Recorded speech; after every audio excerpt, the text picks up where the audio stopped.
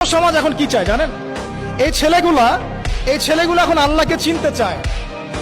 তারা জীবনকে নিয়ে হতাশ, মাদকের ভয়াল থাবাতে হতাশ, কেউ মিউজিক করে, কেউ প্রেমিকার পেছনে ছোটে, কেউ পলিটিক্যালি পার্টির সাথে যুক্ত হয়ে মারামারি করছে রাস্তাঘাটে। তারা আল্লাহকে পেতে চায়, আল্লাহর কাছে যেতে চায়। ওরা যখন আল্লাহর কাছে যাওয়ার জন্য ইসলামের দিকে আসে, আপনি তার মাথাটাকে হজবরল করে রেখে দিচ্ছেন। কেউ বলছে এই, কেউ বলছে সেই, কেউ বলছে এটা করা যাবে না, ওটা করা যাবে না। আরে বাবা, ও আল্লাহকে পেতে চায়, খালি ও এত কিছু বোঝে না। সে আল্লাহকে চায়, আল্লাহর মহব্বত চায়, আল্লাহর মারেফত চায়, আল্লাহর আনুগত্য করে জান্নাত পেতে চায়।